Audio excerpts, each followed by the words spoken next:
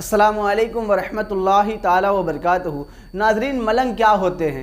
मलंगों के इतने बड़े बड़े बाल क्यों होते हैं? मलंग की हैसियत क्या है? मलंग वजूद में कैसे आए? इंशाअल्लाह तबारक व तआला इसी टॉपिक पर आज हम बात करने वाले हैं। वाक़या कुछ यूँ है कि आपके खलीफा हैं, यानी सरकार कुतुबुल मदार के खलीफा हैं, जिनका नाम है जमालुद्दीन जानेमन जन्नती रहमतुल्लाह अलैह। आपका ये एक अमल रहता था कि आप 3-3 महीने तक अल्लाह तबारक व तआला के ज़िक्र में मसरूफ़ हो जाते थे। तो आप न किसी से कुछ कहते थे और न किसी की सुनते थे, न किसी की तरफ देखते थे, न कोई आपकी तरफ देखता था, क्योंकि आप इस कदर अल्लाह तबारक व तआला के ज़िक्र में मसरूफ़ हो जाते थे कि आप दुनिया भूल जाया करते थे। एक मरतबा इसी तरह आप ज़िक्र खुदा में मसरूफ़ हो गए और 3 महीने गुजर गए। इसके बाद में आपके सर से खून आना शुरू हो गया, सर से खून रोज़न के ज़रिए आना शुरू हो गया।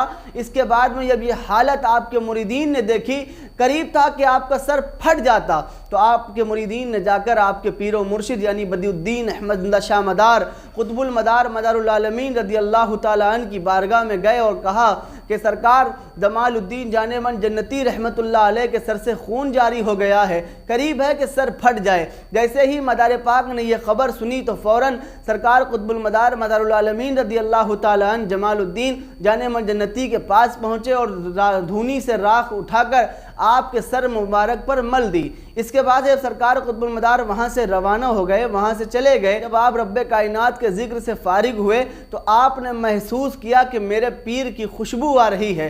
तो आपने अपने मुरीदीन से पूछा कि आप मेरे पीर हमारे पास आए थे? तो फरमाया कि हाँ, आपके सर से खून गिरने लगा था, खून बहने लगा था, करीब था कि आपका सर फट जाता। मैंने आपकी ये खबर आपके पीर व मुर्शिद को दी तो वो यहाँ आए थे और धूनी से राख उठाकर आपके सर पर मल दी थी।